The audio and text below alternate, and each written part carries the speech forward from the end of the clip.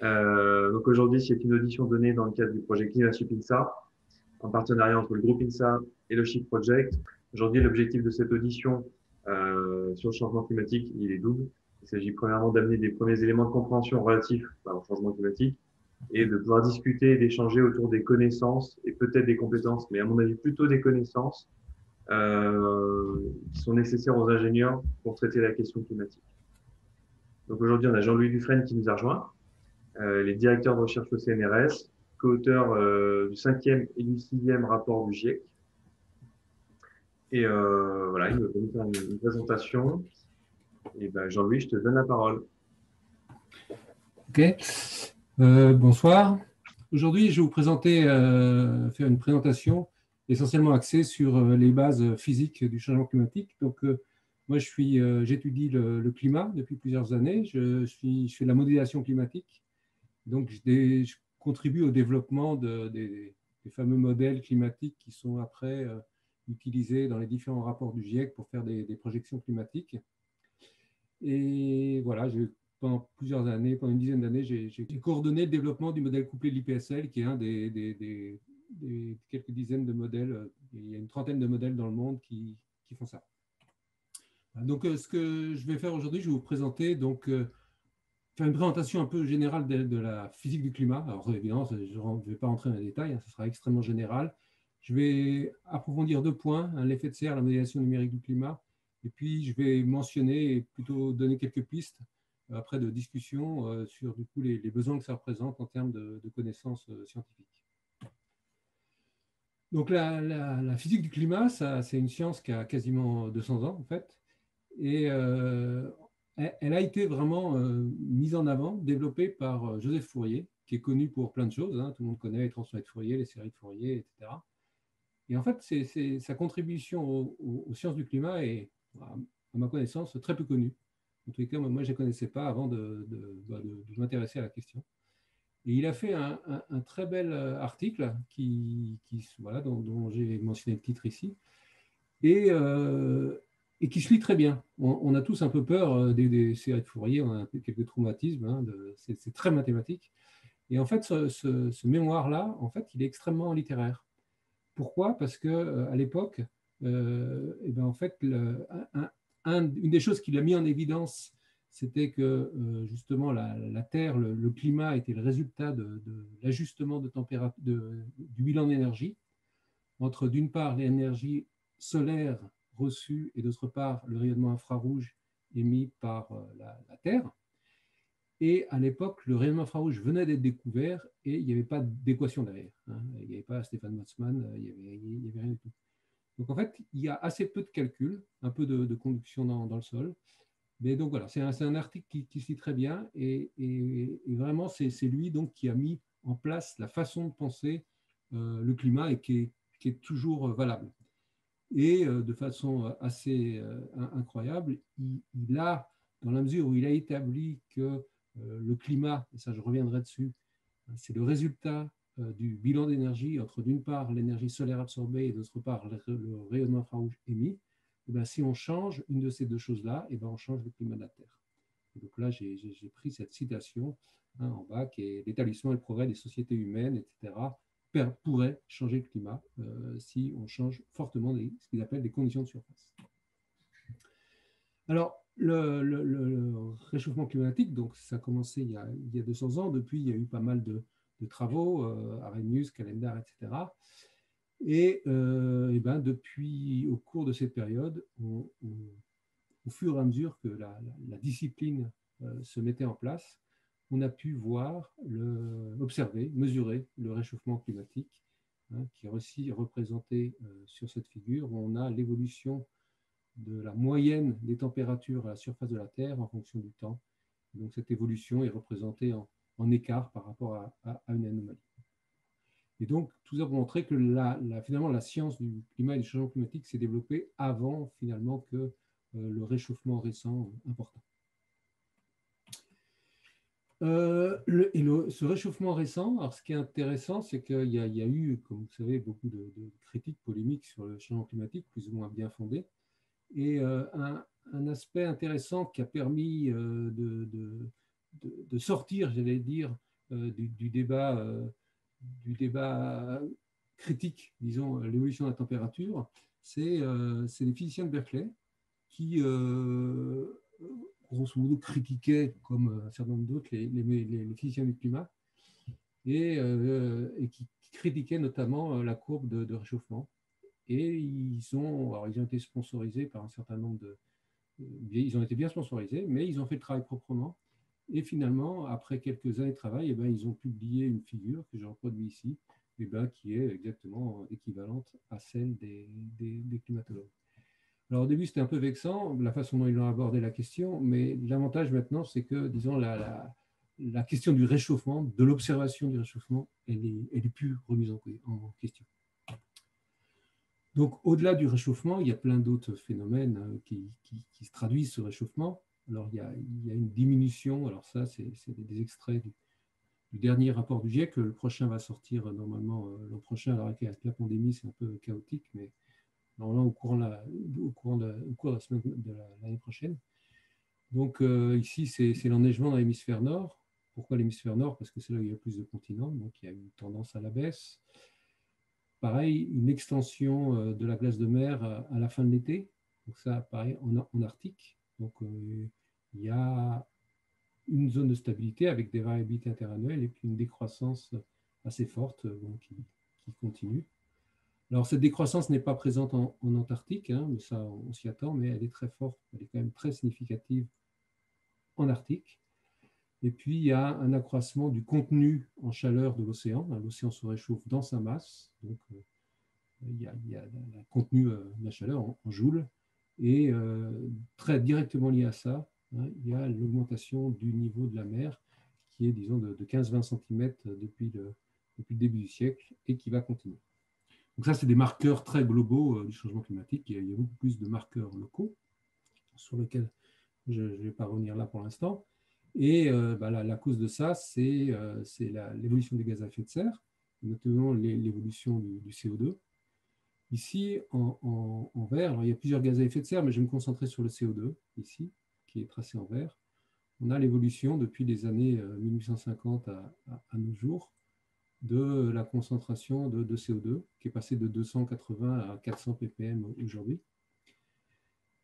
Et pourquoi il y a cette augmentation? Du fait des émissions liées aux activités humaines. Alors, en marron, ici, vous voyez ce qui est lié à l'usage du sol, à l'usage du bois, déforestation, usage du bois, combustion du bois. Et puis en grisé, on a tout ce qui est plutôt lié au fossil fuel, comme on dit, le pétrole, charbon, gaz, etc.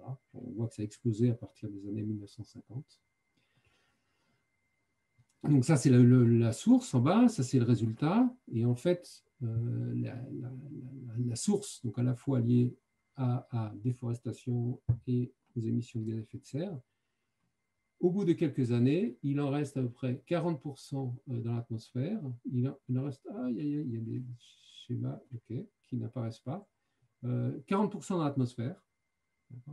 Ici, c'est l'océan, excusez-moi, je sais pas, il y a un petit 30% dans l'océan et 20% dans la biosphère continentale et ici 22% dans l'océan. C'est-à-dire que quand on émet 1 tonne de CO2, l'ordre de grandeur, il y en a à peu près la moitié au bout de quelques années qui reste dans l'atmosphère et l'autre moitié est à peu près absorbée, moitié par l'océan et moitié par la biosphère continentale. Bon. Et le bilan est quasiment bouclé. Il y a une petite incertitude. Pourquoi c'est des mesures qui sont difficiles à faire, qui sont très indirectes. Mais grosso modo, le chiffre, c'est que s'il n'y avait pas les puits naturels de carbone, c'est-à-dire si l'océan et la biosphère continentale, les plantes ne captaient pas le carbone, l'augmentation de CO2 serait 2 fois plus importante qu'aujourd'hui. Donc, alors, je vais vous parler je reviendrai après sur la modélisation du climat, mais comment on sert typiquement d'un modèle de climat et comment on étudie la variation récente du changement climatique. On a un certain nombre, ce qu'on appelle de forçages, c'est-à-dire c'est vraiment des perturbations extérieures, donc qui sont extérieures au modèle et qui vont servir un peu de conditions limites. On a d'une part les forçages naturels, donc le soleil, les volcans. On a une estimation, alors ça c'est qui sont données en fonction du temps, des éruptions volcaniques qui réfléchissent le rayonnement solaire. On a aussi une évolution des différents gaz à effet de serre. Ça, on s'en sert dans les modèles de climat. Et ces modèles de climat permettent ensuite de calculer l'évolution du climat, de la condition de l'atmosphère, caractériser la température et les changements de précipitation, etc. Donc, c'est des modèles tridimensionnels sur lesquels je vais revenir. Et un des exercices qu'on fait à peu près systématiquement, c'est de regarder comment les modèles simulent le réchauffement climatique récent, dont j'ai montré une courbe tout à l'heure. Donc ici, en fonction du temps, sur les 150 dernières années, vous avez en noir donc les différentes estimations issues des observations de la température à la surface de la Terre. Donc vous voyez ce réchauffement, vous voyez les fluctuations d'une année sur l'autre, et vous voyez, en fait, il y a trois courbes noires qu'on différencie un peu. Donc, les estimations diffèrent, mais vous voyez que c'est assez marginal. Et à la fois en spaghetti jaune et gris, c'est des résultats de modèles. Alors ici, à quelques années d'intervalle, il y a différentes familles de modèles qui ont été utilisées. Vous voyez que ces modèles simulent à la fois, donc les spaghettis aussi, donc des variations de température d'une année sur l'autre liées à la variabilité du climat. Et si on prend la moyenne de ces modèles, qui est le gros trait rouge ici, on voit qu'ils simulent tout à fait correctement l'évolution du climat à la fois sur la période en 1950 où il ne se passait pas grand-chose et puis le réchauffement récent. Et si on fait tourner exactement ces mêmes modèles de climat, mais sans... Alors, j'ai repassé en mode comme ça parce qu'il manque un bout de la figure, ce qui est bizarre. Vous voyez là? OK. Quand je passe en grand écran, en plein écran, il manque des bouts. Donc, vous voyez cette figure, puis je vais repasser en plein écran après. Donc, ça, c'est la même figure, donc c'est les mêmes modèles, exactement, sauf qu'au lieu d'avoir à la fois les forçages naturels et les forçages anthropiques, donc les perturbations liées aux activités humaines, l'augmentation du CO2, l'usage des sols, etc., il n'y a que les forçages naturels. Et donc, pareil, si on reprend la moyenne des modèles, qu'ici on voit en rouge, on voit que, effectivement, par exemple, ici, lors d'éruptions volcaniques, les particules qui issues du volcan réfléchissent le rayonnement solaire, donc ce qui a tendance à refroidir. Donc ça, c'est simulé par les modèles. Okay. Mais par contre, le réchauffement récent, à partir des années 70, disons, ce très fort réchauffement, on n'est pas capable de le simuler si on ne prend pas en compte l'effet des activités humaines. Donc, ce qui fait dire à la communauté scientifique depuis maintenant une vingtaine d'années que le réchauffement récent est dû, maintenant de façon non ambiguë, il y a bien sûr d'autres preuves que celle-là, liées aux activités humaines. Alors, j'essaie de repasser en grand écran. Donc, ce qui est important quand on parle de changement climatique, c'est d'être conscient que les variations du climat, elles font intervenir à la fois la réponse au forçage anthropique, aux activités humaines dont je viens de parler, mais aussi il y a le système climatique est un système chaotique, et donc il y a ce qu'on appelle la variabilité interne, les fluctuations d'une année sur l'autre, d'une décennie à l'autre, etc., qui existe et qui continuera à exister, plus la réponse aux forçages naturels de type changement d'ensoleillement, éruption volcanique, etc. Donc, les changements climatiques, c'est la réponse à ces trois termes, et donc ces trois termes ne s'opposent pas, quand il y a certains qui disent c'est la variabilité interne, etc. Non, les trois existent, et suivant les périodes considérées, suivant la constante de temps considérée, si on considère une année, ou 10 années, ou 30 ans, etc., ce n'est pas les mêmes termes qui dominent. Voilà, il faut bien avoir en tête que ces trois choses existent et qu'aux grandes échelles de temps, disons depuis 50 ans, on sait que c'est ce terme-là à droite, le réponse aux activités humaines, qui est le terme dominant. Ça, c'est la figure que j'ai montrée tout à l'heure. Et si on fait une analyse un peu plus poussée que ce que je présente ici, donc on a sur les 60 dernières années un réchauffement observé de l'ordre de 0,6-0,7 degrés, avec une certaine incertitude. L'augmentation des gaz à effet de serre, CO2, méthane et autres, produit un réchauffement de l'ordre de 0,9 degrés. Et en fait, ce qui se passe, c'est que les activités humaines, elles n'ont pas que ça comme effet d'accroître les gaz à effet de serre, et aussi l'émission d'aérosols, c'est des petites particules en l'air qui diffusent la lumière, et ça a tendance à un peu refroidir la Terre, ce qui fait que l'accroissement de température des gaz à effet de serre est en partie atténué par cet effet-là. Et donc voilà, on a un effet, une estimation de l'effet de l'activité humaine qui est très proche du phénomène observé. Alors si on regarde et on étudie les volcans ou la variabilité interne du système, alors si on prend quelques années, ces termes-là sont importants, mais sur ces 60 dernières années, en fait, l'impact est très faible. Et on pourra le négliger. Alors là, c'était le climat récent. Donc en termes de projection climatique, alors c'est quelque chose qui est fait depuis les années 80 à peu près. Donc ça, c'est un article de Hansen de 81, où il avait fait, c'est un des premiers articles où il y avait des projections climatiques, donc où il simulait avec différents scénarios, suivant qu'on utilisait plus ou moins de pétrole de synthèse ou pas, etc. Bref, il imaginait différentes évolutions possibles. Et si on regarde quelques années plus tard, donc lui, il a publié son article ici, hein, donc ça, c'était les opérations, puis ça, c'était les calculs. Et on voit qu'on est à peu près sur la trajectoire du réchauffement. Et ça, si on regarde les scénarios futurs, en bas, j'ai présenté les scénarios du dernier rapport du GIEC, on voit qu'on est toujours dans les mêmes fourchettes. Donc, disons, c'est des choses maintenant qui sont assez bien robustes, établies, qui ont été établies avec pas mal de recul. Donc, quand on fait des projections futures, alors c'est un statut très spécial, les projections, on ne prétend pas que c'est la réalité, on sait que ce sera différent de tout ce qu'on prévoit, mais l'idée, c'est de plus, faut réfléchir en termes de tests d'hypothèses. Qu'est-ce qui se passerait si on continue à accroître les émissions de gaz à effet de serre, hein, c'est très rouge ici, donc le scénario O, forte émission, ou au contraire, si on atténue très fortement les émissions et qu'ils deviennent nulles en fait, au milieu du siècle. Donc ça, c'est ce scénario-là. Et puis avec des scénarios intermédiaires.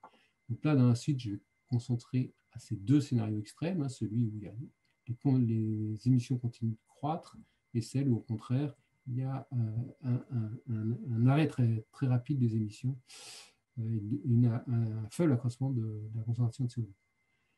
Donc là, c'est pour dire les différents agents, disons, qui contribuent à ce forçage radiatif, aux perturbations. Le principal, alors c'est pour les différents scénarios, le principal c'est le CO2, ensuite il y a le méthane, il y a des eaux, et puis il y a les autres, et il y a les aérosols dont j'ai dit tout à l'heure, là justement, qu'il y avait un léger refroidissement, et c'est pareil, l'usage des sols, land use en anglais, l'usage des sols a tendance à refroidir un peu, mais disons le gros perturbateur, c'est le CO2. Alors avec ces scénarios, donc on calcule, nos modèles tournent, il calcule plein de choses, et puis après, par exemple, il calcule la température à la surface de la Terre, donc on peut faire des moyennes, et ici c'est le tracé en fonction du temps, hein, de l'évolution moyenne, alors d'une quarantaine de modèles, pour un scénario où les émissions continuent de croître, et pour un scénario où lequel les émissions sont très fortement stabilisées. Donc on voit que si les émissions continuent de croître, vers la fin du siècle, on a un réchauffement de 4 degrés, et ça dépend des modèles qui simulent, suivant les cas, un réchauffement de 2,5 à plus de 5 degrés. Si on regarde la distribution géographique de ce réchauffement, on voit qu'il est plus important sur continent, donc ça c'est la palette de couleurs ici, plus c'est rouge, plus ça chauffe, quand ça devient noir, ça chauffe beaucoup. Donc le réchauffement est plus important sur continent que sur océan, et il est beaucoup plus important en région arctique. Alors pourquoi il est plus important sur continent que sur océan? Alors il y a l'inertie thermique, mais ça joue peu. En fait, l'essentiel, c'est que pour refroidir la surface, un phénomène important, c'est l'évaporation. Sur océan, vous avez toujours de l'eau. Sur continent, pas toujours. Et donc du coup, comme le refroidissement en surface est moins efficace sur les continents que sur les océans, ça se réchauffe plus. Dans la région arctique, il y a un très fort réchauffement. Pourquoi? Parce que dans cette région-là, il y a une rétroaction locale importante qui est que vous fondez la neige, vous fondez la glace de mer. Donc, comme la neige et la glace de mer réfléchissent le rayonnement solaire, si vous la fondez, vous absorbez plus le rayonnement solaire et donc ça se réchauffe plus localement. Donc, quand on simule un réchauffement, quand on dit un réchauffement global de 4 degrés, en fait, ça veut dire un réchauffement sur les continents 50% plus élevé, hein, donc de l'ordre de 6 degrés, Et en fait, ce qu'on peut montrer, c'est qu'en été, c'est encore plus important. C'est quasiment 8 degrés et puis c'est moins important en hiver. Alors, je vais revenir sur l'histoire de variabilité. D'accord, ça, c'est un zoom sur l'Amérique du Nord. Hein. C'est une étude faite par des collègues où ça, on a une figure, vous voyez, du réchauffement. Donc, un réchauffement plus important aux hautes latitudes que aux latitudes moyennes ou intermédiaires. Et ça, en fait, c'est cette figure est la moyenne de 50 simulations. Donc, ce qu'ils ont fait, hein, ils ont pris un même modèle et un même scénario. Donc, tout est identique. La seule chose qui compte, c'est l'état initial de l'atmosphère. Et comme vous le savez, il y a l'effet, ce qu'on appelle l'effet papillon, c'est-à-dire que vous changez un peu l'état initial de l'atmosphère, et donc comme c'est chaotique, ça diverge. Et donc, ici, donc, il y a 40 simulations qui sont faites à nouveau, hein, exactement le même modèle, exactement le même forçage, donc il n'y a pas de différence à ce niveau-là, c'est juste l'état initial qui compte. Donc vous voyez que dans les grandes lignes, bon, c'est toujours pareil, hein, ça se réchauffe en haut, plus qu'au milieu, etc. Mais vous voyez que dans certaines réalisations, ici, par exemple là, et la tendance sur 50 ans, donc c'est une tendance qui est assez forte, il n'y a quasiment pas de réchauffement. Voilà. Et ça, c'est pourquoi c'est ce que je vous disais tout à l'heure, quand on s'intéresse aux variations de climat, il y a, que ce soit à l'échelle globale mais aussi régionale, à la fois des tendances liées ici aux perturbations liées aux activités humaines et aussi de la variabilité interne. Donc ça, vous faites très, très attention quand on interprète les résultats de variation climatique. Mais ça n'empêche pas, la variabilité interne, bien sûr, n'empêche pas qu'en moyenne, ça se réchauffe, hein, bien sûr. Mais c'est juste qu'il faut raisonner en termes statistiques.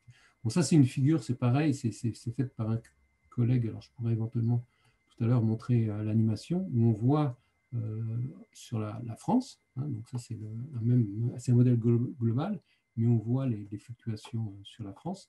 Donc, en noir, la température moyenne estivale. Hein. Les points noirs correspondent aux observations, avec ici la canicule de 2003, l'été 2018 qui a été chaud. Alors, ce qu'on peut remarquer, hein, c'est que depuis quasiment 20 ans ici, toutes les températures d'été sont supérieures à la moyenne quand on prend des grandes constantes de temps. Et puis, vous voyez que, donc ça c'est en noir, c'est les observations, en rouge et bleu, c'est le modèle. Donc, vous voyez, le modèle simule des fluctuations, alors qu'on n'a pas de raison d'être en phase, à nouveau, avec celles observées. Hein, ce qu'il faut comparer, c'est les statistiques. Ce n'est pas la prévision météo qu'on fait.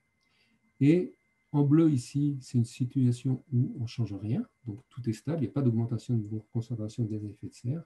Et ici, c'est des projections dans le futur où on augmente beaucoup les gaz à effet de serre, où on stabilise. Et donc, vous voyez, il y a à la fois à nouveau une tendance, des fluctuations. Et ce qui est très parlant, de mon point de vue, ou pour ceux qui ont vécu la canicule de 2003, hein, c'est que selon, si on ne fait rien, grosso modo, les étés, à la fin du siècle, pour les étudiants qui sont avec nous là, quand ils seront là, et les étés seront plus chauds toujours que la canicule de 2003. Donc c'est quand même des valeurs importantes. Bon, il y a des choses classiques que vous avez entendu parler, la diminution de l'extension de la banquise arctique, donc c'est déjà observé, et ce que simulent les modèles, ce qu'on estime aujourd'hui, c'est que si on continue à émettre fortement, à peu près vers la moitié du siècle, de ce siècle, il n'y aura quasiment plus de glace de mer en été. Bon, si on contrôle, il y en aura moins, mais il y en aura toujours. Quelque chose de très important aussi, c'est le niveau de l'augmentation du niveau des mers. Pardon. Et il y a différentes estimations, différentes incertitudes, mais l'ordre de grandeur, hein, c'est des variations de 50 cm à 1 mètre, en fonction à la fois des scénarios et puis des incertitudes qu'on a. Donc, 50 cm à 1 mètre, quand vous regardez la région des deltas, hein, c'est énormément de gens qui habitent à ce niveau-là. Pareil, ces modèles nous permettent aussi de mettre les variations climatiques passées, au futur plutôt, au regard des changements climatiques passés. Donc ici, c'est le modèle de l'IPSL, donc ça, c'est une carte du réchauffement simulée par ce modèle à la fin du siècle, à la fois avec le scénario ici contrôlé, j'allais dire, et le scénario bas, et vous voyez que, voilà, une carte de réchauffement important. Et si, avec ce même modèle, on simule le réchauffement qu'il y a eu entre la dernière période glaciaire, excusez-moi, il y a 22 000 ans, où il y avait d'énormes calottes polaires sur l'Amérique du Nord, sur la Scandinavie, etc. Et maintenant, ben, vous voyez que donc la déglaciation a eu à peu près lieu entre moins 22 000 ans et moins 15 000 ans. Et les simulations, les réchauffements qu'on simule sont du même ordre de grandeur, donc, voire même supérieur. Donc c'est vraiment des changements radicaux, très importants. Et un dernier point sur lequel je vais insister, c'est l'histoire des constantes de temps. Hein, et c'est que quand vous émettez du CO2, en fait, une partie de CO2, ben, il reste dans l'atmosphère. Et donc, quand on émet du CO2, ben, la concentration de CO2 augmente et du fait de l'accroissement des gaz à effet de serre, pardon, il y a donc un accroissement des températures. Maintenant, si on diminue les émissions, ici, elles diminuent, pour finalement réussir à stabiliser la concentration, ici, vous voyez que la concentration est stable à un niveau de 500 ppm, ce n'est pas parce qu'on a stabilisé la concentration qu'on a forcément stabilisé la température. Pourquoi? Parce que le système n'est pas encore à l'équilibre. Vous voyez qu'en fait, au premier ordre, la concentration, c'est quasiment l'intégrale de ça. Donc il faut, même si on baisse beaucoup ici, ça permet juste, comme on a toujours des émissions, de stabiliser. Et du fait de l'inertie thermique du système, ça continue à accroître. Et donc, si on veut stabiliser la température, en fait, il faut stabiliser et même réduire légèrement la concentration de CO2, et ça veut dire qu'il faut réduire drastiquement et rapidement les émissions de CO2. Donc, entre émissions de CO2, concentration de CO2 et effet sur la température, en fait, il y a un décalage à chaque fois de quelques décennies, ce qui fait que la question de l'anticipation est essentielle. Et il faut vraiment avoir, et il y a la constante de temps du système et le fait que la concentration, c'est quasiment l'intégrale de l'émission. Et donc voilà, il y a vraiment un problème de constante de temps. Alors maintenant, je vais approfondir deux questions plus particulières, qui sont un peu différentes d'ailleurs de celles que j'avais dit initialement. Une sur l'effet de serre et puis après sur la modélisation numérique du climat. Donc, je crois que je suis à peu près dans les temps. Donc sur l'effet de serre, alors je pense que vous avez forcément tous entendu parler et de façon classique, l'image qu'on a, c'est que donc, il y a du rayonnement solaire qui traverse l'atmosphère, une partie est réfléchie, une partie est absorbée par la surface. La surface émet elle-même du rayonnement infrarouge. Une partie de ce rayonnement est absorbée par l'atmosphère, une partie la traverse. À l'équilibre, ça c'est Fourier qui nous l'a dit, et à l'équilibre, il y a égalité entre le flux solaire absorbé et le flux perdu, et infrarouge perdu. La Terre, elle est en équilibre entre l'énergie solaire absorbée et ce qu'elle perd. Et la seule façon qu'elle a de perdre cette énergie, c'est d'émettre du rayonnement infrarouge. Donc l'effet de serre, c'est défini comme la grandeur, comme la différence entre le flux émis par la surface, lié à la loi de Stéphane Boltzmann, la loi du corps noir, moins le flux qui sort au sommet de l'atmosphère.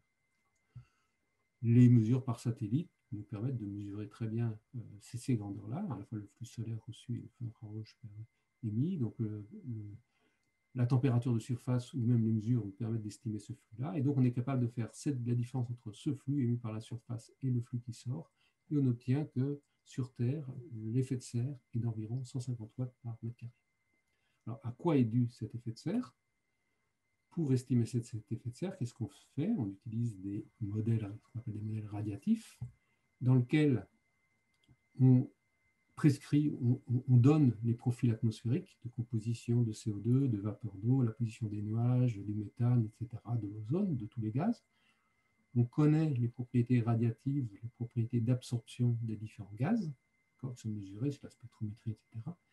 Et si on prend ça en compte, on peut résoudre l'équation de transfert radiatif. C'est quelque chose qui est très coûteux, mais qui se fait bien. Et ça nous permet de calculer le flux au sommet de l'atmosphère, et donc de calculer l'effet de serre. Une fois qu'on a un modèle comme ça, on peut s'amuser à retirer, donc on obtient bien une valeur de 150 watts par mètre carré, et puis on peut dire, voilà, j'enlève la vapeur d'eau, qu'est-ce qui se passe, j'enlève le CO2, qu'est-ce qui se passe, etc. Et on peut comme ça estimer la contribution des différents gaz à l'effet de serre. Ici, c'est le camembert qui représente ça, donc à peu près la moitié de l'effet de serre est dû à la vapeur d'eau. Il y a à peu près un cinquième qui est dû au CO2 et au nuage. Et puis après, il y a l'ozone, le méthane, N2O, etc. qui interviennent. S'il faut retenir, disons, une image essentielle, c'est la vapeur d'eau, c'est la moitié, et le CO2, c'est un cinquième. Après, je focaliserai plutôt sur ces deux. Donc, de même qu'on peut utiliser ces modèles pour estimer la contribution des différents gaz à l'effet de serre actuel, on peut aussi estimer ces modèles pour estimer comment l'effet de serre change. Par exemple, si on augmente la vapeur d'eau d'1%, ou si on augmente la CO2, on double la concentration de CO2. Et donc, on a des estimations ici. Je ne vais pas rentrer dans les détails. Typiquement, un doublement de la concentration de CO2, hein, et ben, ça a introduit un ordre de grandeur, hein, une augmentation de l'effet de serre de 3,7, disons 4 watts par mètre carré pour avoir un nombre arrondi. C'est typiquement une perturbation qui arrivera d'ici quelques dizaines d'années. Alors là, j'ai parlé de choses de flux de façon intégrée, mais les satellites récents permettent d'aller bien au-delà et de mesurer le détail du spectre du rayonnement émis par la Terre. Donc ici, vous avez, alors c'est en fonction du nombre, en haut c'est le nombre d'ondes, en bas c'est la longueur d'onde. Alors l'échelle n'est pas régulière en longueur d'onde, elle est régulière en nombre d'ondes.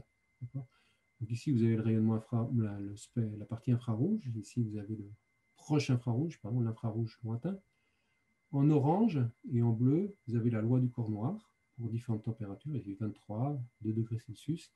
Ici, en bleu, c'est moins 18 degrés, c'est-à-dire que c'est typiquement le rayonnement vu de l'espace, ça correspond à un corps noir de moins 18 degrés. Et puis ici, moins 38, moins 60. Donc, ce qu'on voit, c'est que le rayonnement, le flux radiatif mesuré par des satellites, donc ici en rouge, c'est très loin d'un corps noir. Pourquoi? Du fait de l'absorption des différents gaz à effet de serre. Donc ici, il y a le CO2 qui absorbe beaucoup, ici, il y a l'ozone, ici, il y a la vapeur d'eau, etc. Mais surtout, ce que je voulais montrer ici, c'est que en rouge, il y a les mesures, et en noir, il y a le calcul. Alors, le calcul, on fait surtout le spectre. La mesure est une partie du spectre. Et puis ici, vous ne voyez pas le calcul derrière. Pourquoi? Parce que, en fait, il est très proche des mesures, et les mesures sont superposées au calcul. Donc aujourd'hui, puis on fait bien sûr des comparaisons beaucoup plus fines que celle-là, mais vraiment les modèles réactifs sont capables de simuler très précisément le rayonnement qui sort de l'atmosphère, donc le gaz, l'effet de serre, etc. Et ça, c'est des choses qui sont, alors c'est compliqué, mais c'est très très bien contrôlé, disons, c'est de la belle physique. Alors, il y a toujours des questions sur l'effet de serre, et c'est pour ça que je voulais un peu détailler ici, qui sont en fait liées à une représentation mentale trop simplifiée de l'effet de serre. Donc, j'ai dit tout à l'heure que l'effet de serre, c'est la différence entre donc, le flux émis par la surface et le flux qui sort, qui est émis vers l'espace. Ce flux qui est émis vers l'espace, il vient en partie du flux émis par la surface qui a réussi à traverser l'atmosphère, et puis en partie le flux émis par l'atmosphère. C'est la somme de ces deux flux. Si on prend quelque chose comme une vitre ou une atmosphère isotherme, et voilà, on est capable de faire un petit schéma simple comme ça. Et à ce moment-là, le flux qui sort ici, il dépend quoi? Et on peut montrer qu'il dépend, la seule variable qui compte, c'est l'absorptivité ou l'émissivité de la vitre ou de l'atmosphère. Si l'émissivité vaut 0, l'atmosphère est parfaitement, la vitre est parfaitement transparente, il n'y a pas d'effet de serre. Et si l'émissivité vaut 1, on a un effet de serre maximum. Donc, voilà. Donc jusque-là, c'est juste mettre une équation, etc. Il y a un petit modèle simplifié pour expliquer l'effet de serre. Et ce modèle permet d'expliquer des choses assez qualitativement simples. Alors ici, c'est l'effet de serre, calculé avec un vrai modèle de transfert radiatif qui prend vraiment en compte toute la complexité du spectre, en fonction de la concentration de CO2. Donc ça, c'est l'effet de serre, en ordonnée, en fonction de la concentration de CO2, et pour différentes concentrations de vapeur d'eau. Alors, quand il n'y a pas de vapeur d'eau, l'effet de serre augmente avec le CO2. Alors, vous voyez que c'est une augmentation qui n'est pas du tout régulière. Elle est très forte quand il y a très peu de CO2, et puis après, cet accroissement est plus faible, mais il existe toujours. Et puis, quand on augmente la concentration de vapeur d'eau, excusez-moi, vous voyez que c'est un effet très important sur l'effet de serre, mais il y a toujours cet accroissement de l'effet de serre lié à l'augmentation du CO2. Par contre, si je... Ah, il y a toujours ce problème-là. Okay. En bas, c'est la même chose qu'ici. Donc ça, c'est la transmittivité, pardon, l'absorptivité totale de l'atmosphère. Quand il n'y a pas de vapeur d'eau, eh ben, l'absorptivité augmente avec la concentration de CO2. Ici, l'effet de serre augmente et l'absorptivité augmente. Voilà. Ça, c'est cohérent. Okay. Par contre, quand il y a de la vapeur d'eau, même sans que ce soit extrême, comme dans les tropiques, eh bien, vous voyez que l'absorptivité ne change quasiment plus en fonction du CO2. Ben, grosso modo, l'atmosphère absorbe toujours du rayonnement et la quantité, la fraction plutôt, de rayonnement absorbé par l'atmosphère est quasiment indépendant du CO2. Alors, du coup, on a une espèce de paradoxe. Pourquoi l'effet de serre augmente alors que l'absorptivité n'augmente plus? Je vais là parce qu'effectivement, c'est des choses voilà, qui, quand elles sont mal comprises, faut poser des questions. Alors, en fait, pour expliquer ça, il faut aller au-delà de notre modèle simplifié et prendre en compte le fait que la température dans la troposphère, disons dans les 15 premiers kilomètres de l'atmosphère, diminue avec l'altitude. Quand, donc, alors là, je vais faire un raisonnement simplifié. Je suppose que mon atmosphère, elle est assez fortement absorbante. Donc, tout le rayonnement qui est émis par la surface, il est absorbé par l'atmosphère avant d'atteindre l'espace. Et que c'est seulement le rayonnement émis à peu près au milieu de l'atmosphère qui arrive à s'échapper vers l'espace. Et donc à refroidir la Terre. Donc on appelle ça l'altitude d'émission ici, donc le rayonnement qui sort, qui arrive à s'échapper vers l'espace et émis à peu près à une certaine altitude de l'atmosphère. Maintenant, si j'augmente la concentration des gaz absorbants, qu'est-ce qui va se passer? Ici, dans cette région-là, avant, le rayonnement qui était émis ici arrivait à s'échapper vers l'espace. Maintenant, comme on a augmenté l'absorption au-dessus, le rayonnement émis dans cette partie de l'atmosphère n'arrive plus à s'échapper vers l'espace. Il n'y a plus que le rayonnement qui est émis en haut de l'atmosphère, ici, qui arrive à s'échapper. Dit autrement, ça veut dire que l'altitude moyenne où le rayonnement qui atteint l'espace a été émis est plus élevée. Okay. Comme la température diminue avec l'altitude, ça veut dire que la température du gaz qui émet ce rayonnement est plus faible, et du fait de la loi de Planck, où la quantité de rayonnement émis diminue avec la température, si vous diminuez la température, vous diminuez la quantité de rayonnement émis. Et donc, si on augmente l'altitude d'émission, le rayonnement émis par un gaz à une température plus faible, et donc on a moins de rayonnement émis, et donc l'atmosphère perd moins d'énergie. Du coup, on est en déséquilibre, puisque le rayonnement solaire absorbé, lui, est toujours le même. On perd moins de rayonnement infrarouge. Et pour atteindre l'équilibre, il faut que l'ensemble de l'atmosphère se réchauffe. Donc ici, vous êtes d'accord que l'atmosphère est totalement opaque. On est dans un schéma où l'atmosphère est totalement opaque, puisque aucun rayonnement émis par la surface n'atteignait l'espace. C'était que le rayonnement émis par l'atmosphère qui atteignait l'espace. Et dans ce cas-là, il faut prendre en compte le fait qu'il y a un changement d'altitude d'émission quand on augmente la concentration des gaz à effet de serre et que la température décroît avec l'altitude pour bien comprendre du coup l'effet de serre. Donc le paradoxe dont je parlais tout à l'heure, il est lié au fait que finalement le modèle qu'on utilisait, le modèle d'interprétation qu'on utilisait était trop simple. Dans ce modèle d'interprétation, le modèle à une vitre, en fait, on suppose que la température est constante et uniforme suivant la verticale.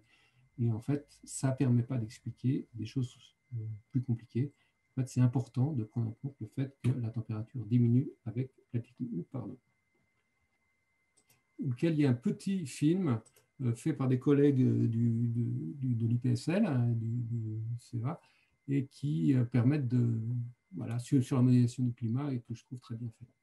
Alors ça, c'est l'image du début. Et donc, vous voyez le Soleil et la Terre autour. Ça, c'est pour rappeler que le climat, le moteur du climat, c'est d'une part le rayonnement absorbé, le rayonnement solaire absorbé par la Terre, et d'autre part, après, le rayonnement infrarouge émis par la Terre vers tout l'espace. Donc, on s'approche de la Terre. On voit la Lune, hop. Voilà, on continue de s'approcher et on voit l'atmosphère. Et l'atmosphère ici, ben, alors en fait, après on va dilater, mais c'est une fine couche d'air qui entoure l'atmosphère. L'ordre de grandeur de l'atmosphère, ça dépend de comment on la définit, mais l'ordre de grandeur, c'est 60 km, on va dire 100 km autour de la Terre, qui fait un rayon de 6000 km, donc c'est une couche assez petite, assez fine. Et la première chose qu'on fait pendant la modélisation numérique de l'atmosphère, c'est de discrétiser l'atmosphère. Donc ici, c'est un maillage très simple en latitude, longitude, où on discrétise la Terre, donc on fait des boîtes, hein, et puis après, à la fois sur l'horizontale et la verticale. Voilà, on dilate un peu la verticale pour que ça soit plus joli.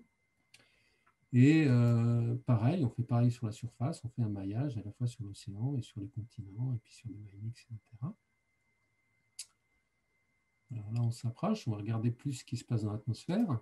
Alors ici, dans l'atmosphère, ce qu'on résout, c'est typiquement les équations de la mécanique des fluides, donc les équations dites de Navier-Stokes, ou voilà, les mêmes que pour tout ce qui est fluide, avion, etc. Donc on a un maillage et à l'intérieur de chacune de ces mailles, on calcule des variables d'état qui représentent en volume fini, on va dire, des températures, humidité, masse moyenne dans chacune des mailles. Et puis on calcule aussi le flux typiquement aux interfaces. Et par exemple, si ici la pression est plus élevée, hop, il va y avoir du vent qui va aller par là, il y aura un transfert de masse et du coup on va augmenter la masse ici, la pression. Et donc ça c'est résolu de façon assez classique.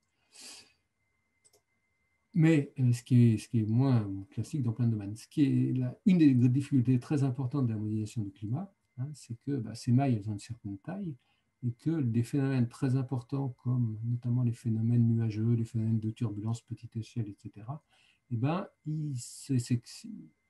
processus qui régissent ces phénomènes-là sont de beaucoup plus petite échelle que celles résolues par ce qu'on appelle la circulation générale, disons la dynamique de l'atmosphère. Donc ça, c'est des processus qu'on appelle sous-mailles et qu'il faut prendre en compte. Alors comme ils ne peuvent pas être résolus par mon maillage, hein, puisqu'ils sont sous-mailles, et par définition, en fait, on considère plutôt des grandeurs intégrales hein, sur la maille, du coup, il faut développer des modèles de phénomènes sous-mailles. Donc à l'intérieur du modèle global, de mécanique des fluides classiques, on développe des modèles de phénomènes sous-mailles, typiquement de formation des nuages, des précipitations, etc. Ce qu'on appelle, nous, dans notre jargon, des paramétrisations. Mais c'est vraiment des modèles de ce qui se passe à l'intérieur de la maille. Il y a bien sûr des modèles de fermeture de turbulence, comme on fait dans des... Voilà. Et c'est là-dessus, en fait, où on travaille beaucoup, et c'est là-dessus où il y a plus d'incertitudes dans les résultats de modèles.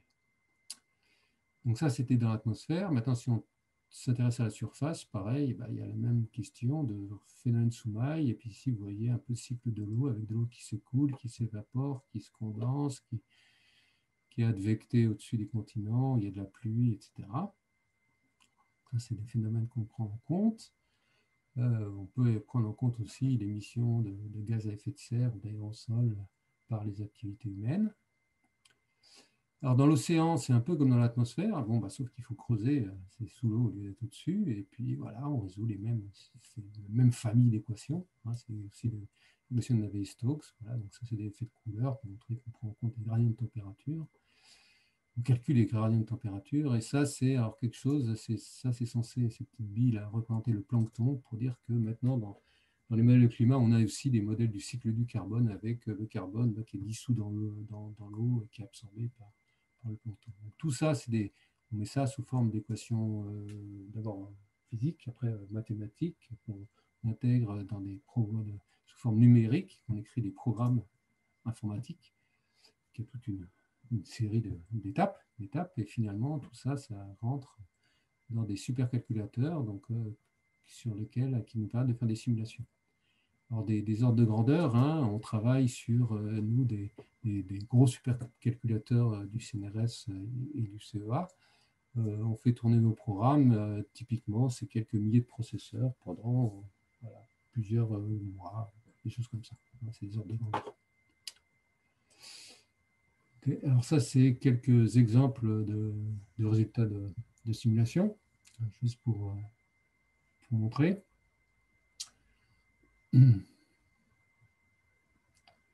Alors le premier concerne l'océan et la pression partielle de CO2. Donc ici, vous pouvez être plus précis, c'est la différence de pression partielle de CO2 entre l'air qui est juste au-dessus de l'océan et l'eau. Donc quand cette différence de pression est positive, qu'est-ce qui se passe? Ça veut dire que la pression partielle de CO2 est plus forte dans l'océan que dans l'atmosphère, et donc c'est l'océan qui va émettre du CO2 vers l'atmosphère. Et au contraire, quand cette valeur est négative, c'est-à-dire que la pression partielle du CO2 est plus forte dans l'atmosphère que dans l'océan, et ça veut dire que du CO2 dans l'atmosphère est dissous dans l'océan. Alors ce qu'on voit clairement ici, c'est qu'au premier ordre, dans les régions des hautes latitudes, ici où il fait froid, eh ben, il y a absorption du CO2 par l'océan, et au contraire, dans les régions tropicales, et notamment ici, il y a au contraire du relâchement du CO2. Donc ça, c'est le cycle naturel. Vous voyez que voilà, on va voir, ça varie en fonction du temps. On voit des courants océaniques, des turbulences qui se développent, un cycle saisonnier. Donc ça, c'est des choses qui sont calculées.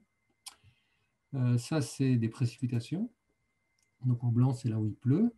Donc, vous voyez, c'est un peu comme un modèle météo, un modèle de climat. On calcule le temps qu'il fait toutes les demi-heures, toutes les quarts d'heure, toutes les demi-heures, ça dépend des versions. Et donc, vous voyez, il y a ici de la pluie le long de l'équateur, la convergence intertropicale. Ici, on a la mousson.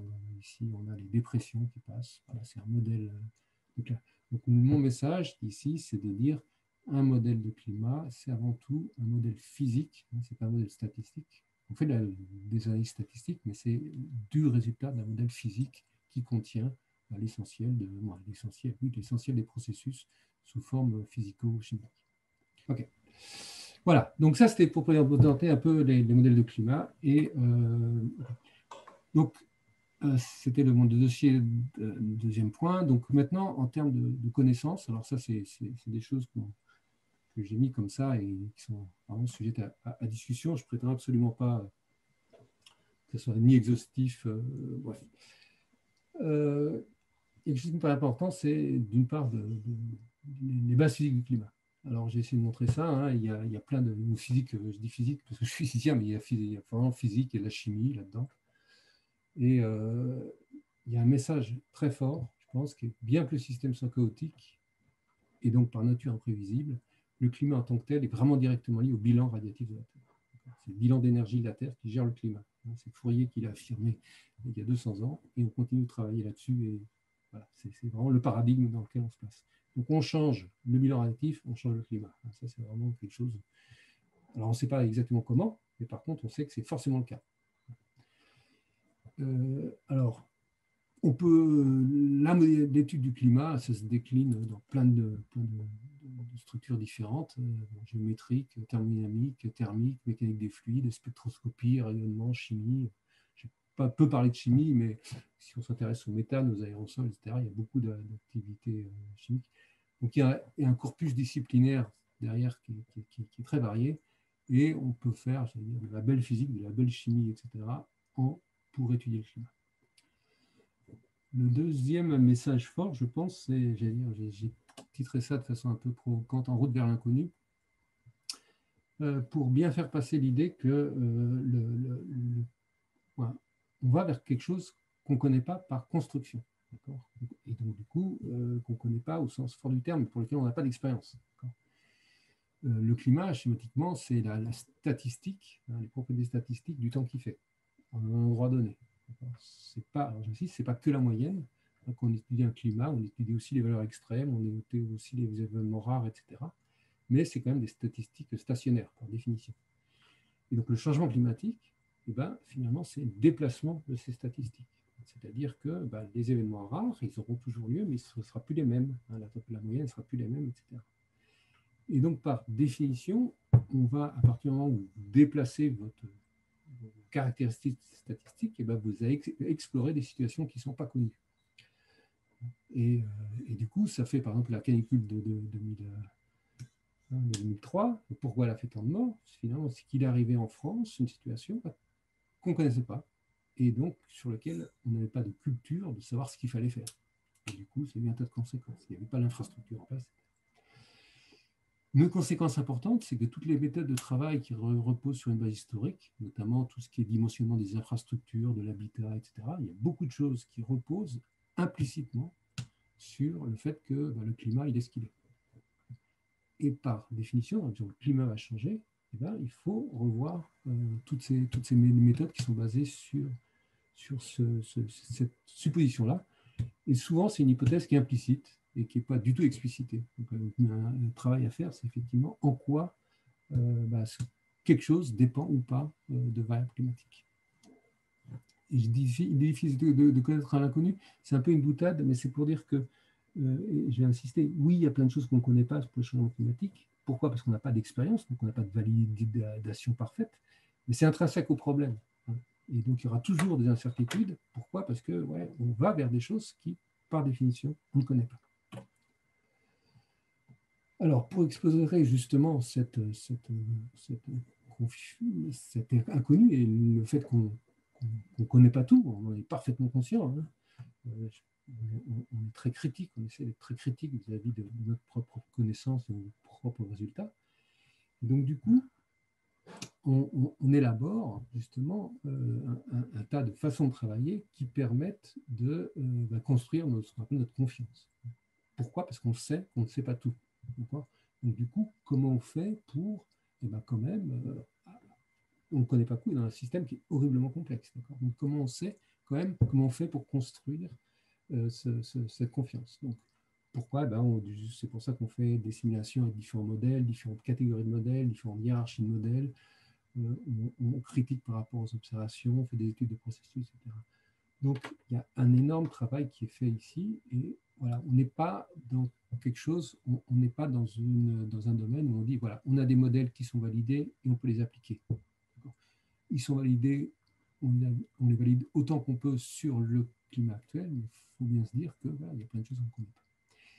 Et ce qui est important de ce fait-là, c'est de se placer aussi en termes d'analyse de risque. C'est-à-dire que ce n'est pas parce nouveau, ce n'est pas parce qu'on ne sait pas tout qu'on ne sait rien. Et quand il y a quelque chose qu'on pense qui peut arriver, ce qu'il faut considérer, c'est non pas seulement la probabilité, mais aussi la sévérité de l'impact de ce risque. Quelle va être la sévérité du risque associé. Donc ça, alors évidemment, ça, je pense que probablement beaucoup de vous, plusieurs d'entre vous en savez mieux que moi. Donc il y a toute une partie d'analyse de risque derrière qui fait aussi partie du changement climatique. Donc la modélisation du climat, je vais montrer là, donc je vais juste revenir ça en détail. Et là aussi, c'est très riche. Alors c'est pas très, il y a beaucoup de choses communes avec modélisation numérique qui est faite dans plein de domaines différents. Il y a quelques spécificités que je mentionne ici. Ce qui est aussi important, c'est que, disons, on fait appel à tout un ensemble de modèles, un éventail de modèles, on a une hiérarchie de modèles, en termes à la fois de complexité, on fait de l'emboîtement de modèles, etc. Bref, il y a toute une richesse ici qui pourra être mentionnée. Et finalement, les deux derniers points sur lesquels je vais terminer, ça j'en ai déjà parlé, c'est que quand on réfléchit au climat, au changement climatique, il ne faut pas se dire, voilà, la température, elle va augmenter de 2 dixièmes, de 3 centièmes de degré tous les ans. Non, ça fluctue. D'accord? Donc, il y a des tendances, et puis c'est un système chaotique, non prévisible, par construction. Et donc, il faut l'aborder en tant que tel. Ça ne veut pas dire, à nouveau, que le climat varie pas. On sait qu'il varie, on sait qu'il va y avoir une tendance, mais il y a quand même de la variabilité. Donc ça, c'est important à la fois pour bien interpréter les simulations et pour bien interpréter l'approche. La question qu'on appelle de résilience, typiquement, est très importante dans ce cadre-là. Et finalement, il y a une question aussi qui est comment comparer, comment quantifier les différentes perturbations anthropiques. Les perturbations anthropiques, elles peuvent très varier. Les gaz à effet de serre, il peut y avoir du CO2, il peut y avoir du méthane, il peut y avoir du N2O, l'ozone, etc., l'usage des sols, les conditions de surface. Tout ça, un, ce n'est pas de même nature, et deux, pour les gaz à effet de serre, par exemple, leur durée dans l'atmosphère peut être très différente. Typiquement, le méthane, c'est quelques années, au bout de 10-15 ans, il ne reste plus grand-chose. le CO2, une partie est absorbée à courte échelle de temps, mais en fait, il reste plusieurs milliers d'années dans l'atmosphère. Donc voilà, il y a des échelles de temps qui sont extrêmement variables. Et du coup, il y a des indicateurs qui sont développés. Donc, par exemple, on fait un bilan carbone, etc. Il y a derrière, quelque part, des indicateurs qui disent comment je convertis mon émission de CO2, mon émission de méthane en équivalent CO2, souvent. Mais ces indicateurs ne sont pas neutres. Et voilà, les connaître, ça peut, ce qui est typiquement la formation d'ingénieur permet typiquement ça, permet d'avoir une analyse critique de ces indicateurs qui vont probablement évoluer parce que les connaissances évoluent. Ok, eh bien, je vais terminer là et je suis. Voilà, je vais Merci pouvoir beaucoup, Jean-Louis. échanger sur ces questions-là. Ouais, super, merci. On a pas mal de questions. On va commencer par les questions sur le changement climatique en lui-même. Et comme on en a pas mal, ce que je te propose, c'est, dans la mesure du possible, d'essayer d'être relativement concis pour en prendre un maximum, quoi. D'accord. Merci. Alors, on en a une, c'est pourquoi est-ce qu'on dit qu'il faut environ 20 ans avant de voir les effets des gaz à effet de serre et par extension, le climat de 2040 qui serait déjà écrit? Et tu peux peut-être nous parler de la durée de vie des différents gaz à effet de serre et aussi, est-ce qu'on peut vraiment rien faire pour diminuer la température, par exemple, à 2040? Alors ça, c'est une des courbes que j'ai montrées, où il y avait justement l'émission, la consommation, etc. C'était vraiment ça, c'est pour montrer que quand on arrête d'émettre aujourd'hui, alors déjà, les industries ne vont pas faire continuer d'émettre, donc il faudrait tout arrêter. La concentration, si on arrête d'émettre, c'est pas si on stabilise, mais si on arrête d'émettre, effectivement, la concentration de CO2 va, elle, arrêter d'augmenter. Par contre, aujourd'hui, on est en déséquilibre énergétique, c'est-à-dire que comme elle a augmenté avant, le système n'a pas encore atteint un état d'équilibre thermique. Et donc, si on maintient la concentration de CO2, en fait, le système va se réchauffer. Et d'autre part, comme on ne peut pas arrêter toutes les émissions de CO2 aujourd'hui, il y a encore elles vont continuer à croître. Et donc, effectivement, on voit même des politiques, des scénarios, quand on fait des politiques extrêmement volontaristes, on voit qu'effectivement, c'est quelques décennies avant vraiment de répondre, de réagir. D'accord. Ensuite, des questions concernant les boucles de rétroaction positive. On en a plusieurs. Alors, est-ce que, par exemple, il y a un risque d'emballement climatique lié au relargage du méthane par la fonte du pergélisol? Est-ce qu'on observe une boucle entre l'augmentation de la température qui augmente la vapeur d'eau, qui augmenterait l'effet de serre? Et est-ce qu'il y a des forçages anthropiques qui induisent des forçages naturels? Alors, je commençais par l'exemple de la vapeur d'eau. Donc oui, la vapeur d'eau est prise en compte. Et effectivement, c'est un effet amplificateur important. Plus la moitié du réchauffement qu'on simule est dû à l'accroissement de la vapeur d'eau. Alors après, justement, s'il n'y a pas un effet d'emballement, c'est là où il peut y avoir une subtilité, disons, mais il y a un effet d'amplification. Pour qu'il y ait emballement, il faut d'autres conditions d'instabilité. Donc oui, les perturbations, l'augmentation de température qu'on simule prend en compte bien sûr l'effet de l'augmentation du CO2, mais surtout justement toutes ces rétroactions et qui, en fait, par rapport à la perturbation que du CO2, multiplie à peu près par 3. Si on prend en compte la vapeur d'eau, la fonte des nuages, la fonte de la neige et les nuages, la perturbation initiale. Excuse-moi, du coup, j'ai oublié. Après, non, il y avait sur le relargage du méthane. Le relargage du méthane, alors oui, ça c'est une question qui est très, très ouverte, sur laquelle voilà, il y a beaucoup de travail qui est fait. Alors il y a beaucoup d'inconnus, parce que c'est des phénomènes très complexes, etc. On commence à mieux le contrôler. Disons, schématiquement, dans nos simulations de base, ce n'est pas inclus dedans, et donc ça rajoute un effet qui est pas, on pense, qui n'est pas aussi catastrophique qu'on l'avait envisagé, que certains l'avaient envisagé au départ, mais c'est un effet, ça fait partie des effets amplificateurs, c'est clair. Donc, mais là-dessus, ouais, il y a beaucoup de travail qui est fait et la fonte du pergélisol, c'est quelque chose qui est observé. C'est en fait du coup le mécanisme de dégradation du carbone stocké, comment il se passe, est-ce qu'il se transforme plutôt en méthane ou plutôt en CO2, c'est ce genre de choses Aujourd'hui, ça va à nouveau, ça va contribuer à une rétroaction positive, mais on ne s'attend pas à ce que ça emballe le climat. Ok. Concernant les rétroactions négatives, cette fois-ci, Mhm. est-ce que tu imaginerais des rétroactions négatives, donc qui limiteraient le changement climatique, qui pourraient être mises en œuvre par des métiers en relation avec les ingénieurs, justement? Alors, ça, c'est ce qu'on appelle après, c'est pas plus des rétroactions, du coup. Les rétroactions, c'est ce qu'on Oui, c'est appelle vrai. le système, c'est géo-ingénierie. Donc ça, ça c'est quelque chose, effectivement, que je n'ai pas du tout évoqué,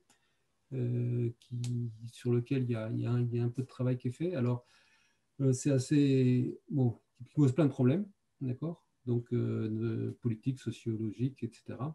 D'un point de vue purement, j'allais dire, ingénieur ou sciences du climat, donc plus physique, euh, un des problèmes importants, c'est que si on commence, il ne faut plus s'arrêter, parce que ce que des études ont montré, alors avec des modèles en idéalisant les choses, mais c'est que si vous, par exemple, une façon de faire, c'est de mettre des particules en suspension dans l'air qui réfléchissent le rayonnement solaire, donc effectivement, vous refroidissez la Terre, mais dès que vous arrêtez, eh ben, ça réchauffe. Donc disons, c'est des choses qui sont, ça se met à se réchauffer, quoi. En quelques années, cet effet-là sont perdus. Donc il y a un peu de travail qui est fait, qui est très difficile à faire et qui est très critique, et donc qui est exploré sous aussi à la fois les aspects sciences humaines, sciences politiques, etc. Donc oui, il y a du travail qui est fait. Mais pour l'instant, c'est vraiment des choses très, très préliminaires et Hmm. qui posent plein de questions. Alors, tu dis, il y a plein de questions, et c'est justement la technique que tu as évoquée, c'est une des plus connues. Est-ce que selon toi, cette technique, elle pourrait par exemple induire je sais que ce n'est pas exactement ton métier, mais est-ce que ça pourrait induire des vrais problèmes pour la photosynthèse et du coup pour la vie en général? Alors, pour la photosynthèse, je ne crois pas. À nouveau, ce n'est pas un sujet, mais je ne crois pas, disons les choses. Par contre, ça peut limiter le réchauffement, mais ça impacte des changements climatiques quand même, notamment en termes de précipitation. Ça, on sait par rapport, bref, à nouveau, on ne connaît pas tous les détails, mais on sait que ça va changer les précipitations et donc avoir un effet sur la végétation et les plantes. Ça, c'est sûr. Moi, c'est sûr aussi. À nouveau, on ne connaît pas tous les détails, mais ce qu'on connaît de la physique du climat, on parle bien sûr de la température parce qu'au premier ordre, c'est ça qui domine. Mais si on fait ce genre de géo-ingénierie, même si on maintient la température constante, on change euh, la distribution d'énergie dans l'atmosphère et donc les précipitations. J'enchaîne sur une autre question qui a été posée. Est-ce que la capacité ou l'incapacité de la biomasse à capter le CO2 en fonction de la température, sécheresse, incendie, est entrée dans des modèles de prédiction de l'évolution du CO2? Oui, oui, oui. On prend en compte ça et justement, ça fait partie des choses qui évoluent avec le changement climatique. Là aussi, il y a un couplage. Bon, je n'ai pas parlé de tout, mais il y a une rétroaction. C'est-à-dire que quand le climat se réchauffe, alors, il n'y a pas que le réchauffement, du coup, il y a ce qu'on vient de parler aussi, il y a les précipitations qui changent, il y a l'évaporation, la demande évaporative qui augmente beaucoup. Et donc, certaines plantes se portent mieux, mais beaucoup sont en stress hydrique important. Et donc, de façon. On a tendance, toutes les études montrent aujourd'hui que si le réchauffement est trop important, justement, la captation du carbone par les plantes va diminuer. D'accord. Et donc, du coup, aujourd'hui, je vous ai montré qu'à peu près un quart du carbone qu'on émet était capté par les plantes. Et bien, cette proportion pourrait baisser si on a un changement climatique important. Parce que justement, c'est pas inclus. Et ça, nos modèles, oui, ils incluent ça, cet effet. Une autre question un peu plus générale sur le rapport du GIEC, le prochain. Euh, sur quoi portera-t-il et quel serait ou devrait être son impact? Alors, les rapports. Alors, quand on parle le rapport du GIEC, il y a plusieurs rapports du GIEC. Il y en a qui sont thématiques, comme il y en a eu récemment. Il y en a un sur le rapport. Peut-on limiter à 1,5 degré, un sur l'océan, un sur les surfaces continentales. Et celui qui va sortir dans un an, où je suis impliqué, c'est plus le rapport d'évaluation globale. Et donc, lui, c'est vraiment, voilà, c'est un rapport d'évaluation globale donc alors c'est 3 pavés de 1000 pages, qui explore les différentes, qui n'est pas ciblé sur quelque chose de particulier, qui fait l'ensemble. Donc, pour les questions qui viennent d'être étudiées, ça va être une remise à jour, mais ça donne vraiment une perspective globale du changement climatique. Alors, son impact, j'espère que voilà, qu'on entendra parler et qui sera pris en compte. Bon, je ne peux pas en parler officiellement des conclusions, mais vous savez, les différents rapports qui sortent, c'est plutôt en général une confirmation des choses antérieures qu'une remise en cause radicale, et on est toujours dans la même veine. Une petite question qui est assez personnelle, t'en voudras pas si tu n'y réponds pas. Mais à la lumière de tes connaissances sur le sujet qui est du coup assez complexe, est-ce que tu es inquiet pour l'avenir? Oui, oui. C'est sûr que des événements, c'est-à-dire que pendant longtemps, pour nous, c'était quand même un concept, une idée assez générale. Hein. Le changement climatique, ça reste abstrait, même pour moi qui travaille tous les jours dedans. Mais ce qui se passe, c'est que des choses qu'on avait prévues et qu'on se disait qu'ils pourraient peut-être se passer, et ben, elles se sont passées. Et voilà, il y a eu la canicule de 2003, bon, il y a eu quand même un certain nombre d'étés chauds, il y a eu des événements extrêmes. À nouveau, les événements extrêmes, on n'est pas sûr à 100%, hein, comme j'ai déjà dit, mais on a plein de bonnes raisons de croire que les événements de type très intense vont être plus intenses, pas forcément plus fréquents, mais plus intenses. Bah, c'est ce qu'on a tendance à observer. Il y a des phénomènes qu'on n'avait pas pris en compte, qu'on avait négligés dans un premier temps, comme par exemple la fonte du Groenland, qu'on pensait qu'il serait plus sur le long terme. Et ben, en fait, on s'est trompé, elle est plus rapide que prévu.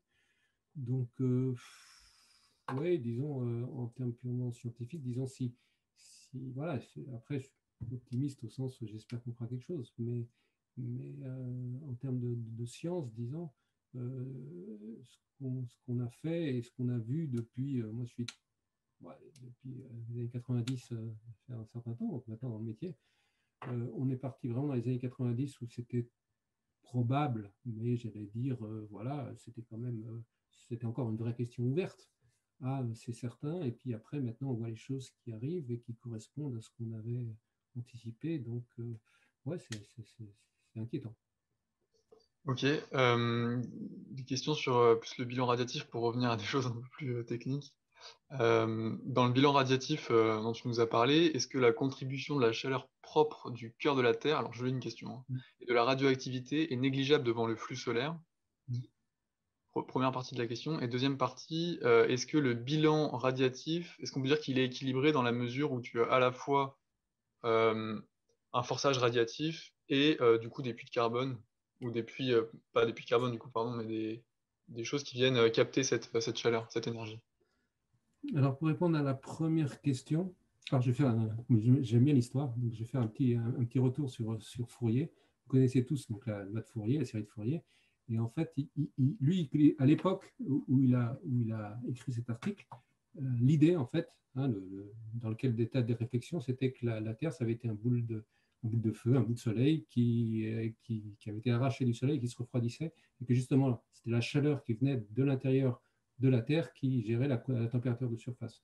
Et donc lui, il a fait plein de calculs, il a fait des mesures dans des mines, du gradient de température, etc. Il a fait des calculs avec ces séries de Fourier pour regarder comment ça se fait, et pour trouver que finalement, la quantité de chaleur qui venait du cœur de la Terre était négligeable. Alors aujourd'hui, on fait ça de façon plus précise. Et effectivement, alors je ne sais plus combien c'est, mais c'est de l'ordre de milliwatts, quoi. Il y a un facteur 100 ou 1000 d'écart. Donc disons, effectivement, c'est complètement négligeable. On prend le compte dans les modèles d'océan, notamment parce que c'est dans certaines régions qui sont plus actives. Donc, dans les modèles d'océan, il y a des sources d'énergie qui viennent des failles, voilà, donc qui viennent du cœur de la Terre. Mais c'est du deuxième ordre, disons. C'est un troisième ordre même. Et sinon, pour le déséquilibre, alors oui, aujourd'hui, on n'est pas en équilibre radiatif. Complet. On est un léger déséquilibre, je n'ai pas une figure ici, mais l'ordre de grandeur, hein, c'est qu'on est déséquilibre de l'ordre de 0, entre 0,8 et 0,9 watts par mètre carré. Pourquoi? Parce que les gaz à effet de serre ont augmenté, d'accord? Donc on a augmenté la Terre perd plus difficilement d'énergie, d'accord? Et donc, comme du fait de l'inertie thermique de l'océan, on n'est pas encore à l'équilibre, donc il faut typiquement plusieurs centaines d'années même pour arriver à un équilibre. Et donc là, aujourd'hui, on a un déséquilibre de l'ordre de entre 0,7 et 0,9 watts par mètre carré. Bon, il y a une incertitude sur son destination.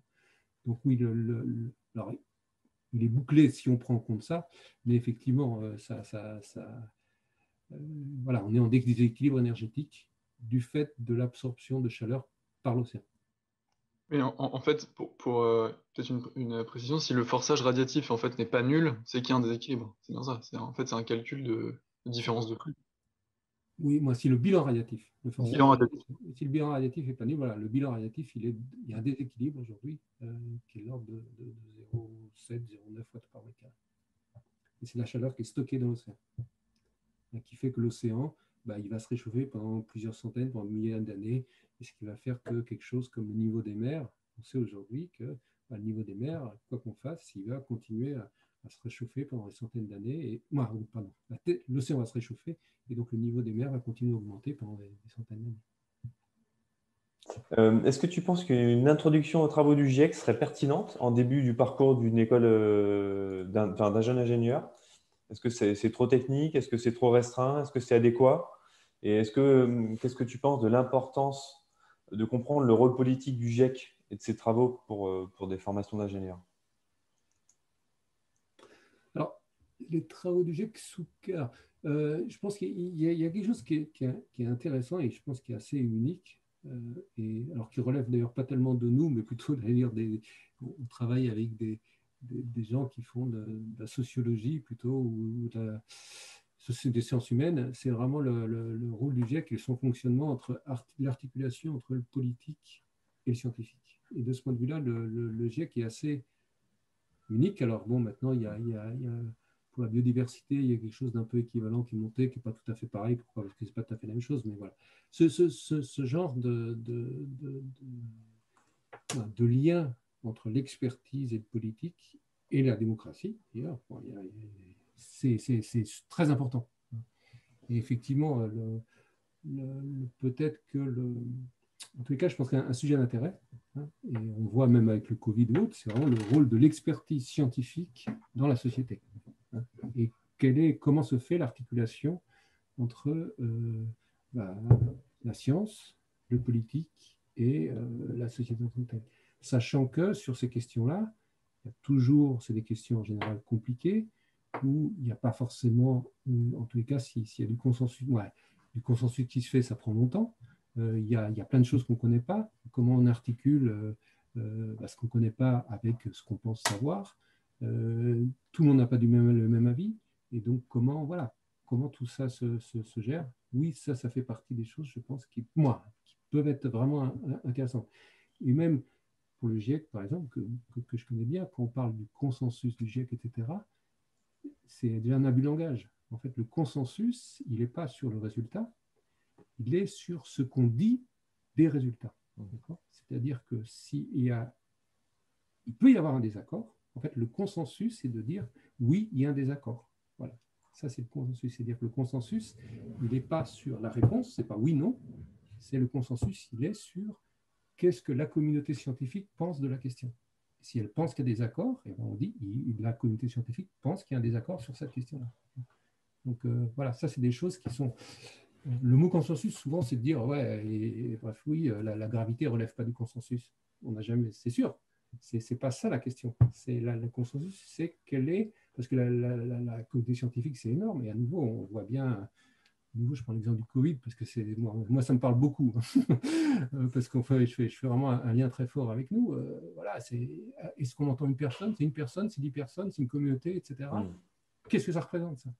Pour le climat, on a cet éternel problème. En fait, on s'aperçoit que les gens qui parlent, les climato-sceptiques ou autres, qui se prétendent comme tels, je me prétends comme un scientifique qui se pose des questions, donc qui est très sceptique vis-à-vis de ce que je fais. Ça ne veut pas dire que je suis un climato-sceptique. Les climato-sceptiques, c'est une poignée de personnes, plus ou moins compétentes. Et voilà. Et donc, comment on se positionne par rapport à ça? Et donc, le consensus, justement, c'est de dire la communauté scientifique dans son ensemble, quelle est son opinion. D'avoir une vision globale de ça, sans être caricatural. Et si vous lisez le rapport du GIEC, d'ailleurs, c'est pas très digeste. Le rapport en tant que tel, pas le résumé pour décider, évidemment, il fait 10 pages. Forcément, le message est très simplifié.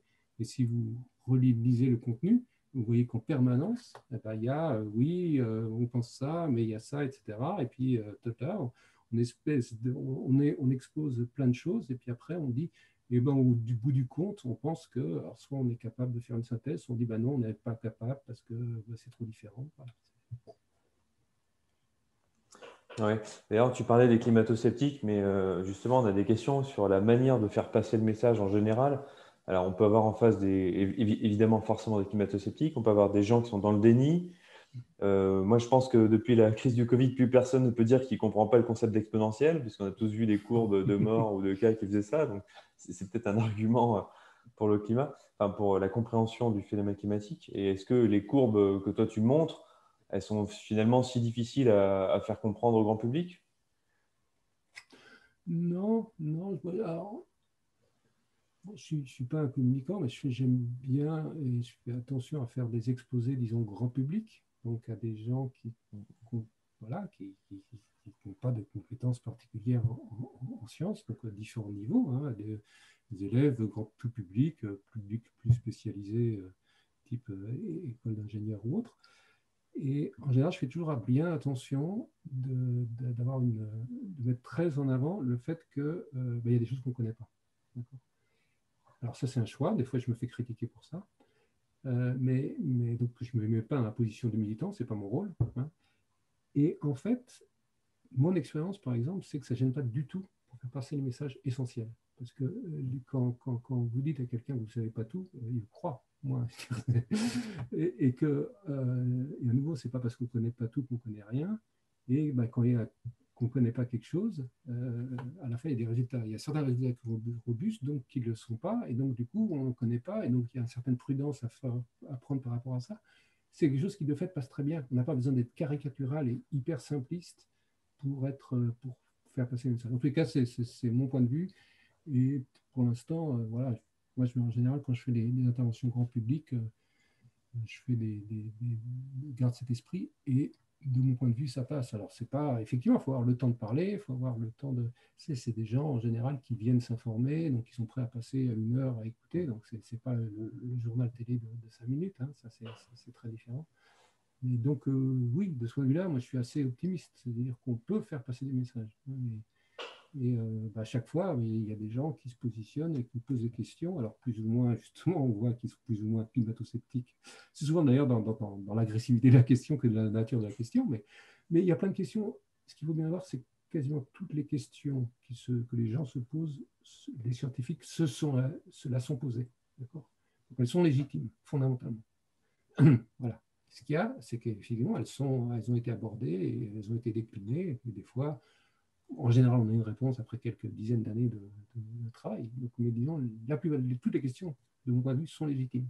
Hein. Et voilà, il faut juste prendre le temps de décliner. Et puis la réponse, elle n'est pas toujours fermée, au sens, elle n'est pas toujours complète, elle n'est pas toujours arrêtée, mais on connaît quand même beaucoup de choses. Et c'est ce que je disais tout à l'heure aussi sur le risque. Hein. Ça, c'est des choses où, de fait, les gens. On peut prendre l'exemple caricatural. Quand on traverse, en général, on regarde à gauche et à droite. On n'est pas sûr, même si on n'est pas sûr qu'il y ait une voiture, on ne traverse pas en fermant les yeux. On apprend ça depuis tout petit. C'est une politique de risque. Hein. C'est juste, on pourrait fermer les yeux et traverser et ne pas se faire écraser. Ça arrive. Mais il y a un risque important.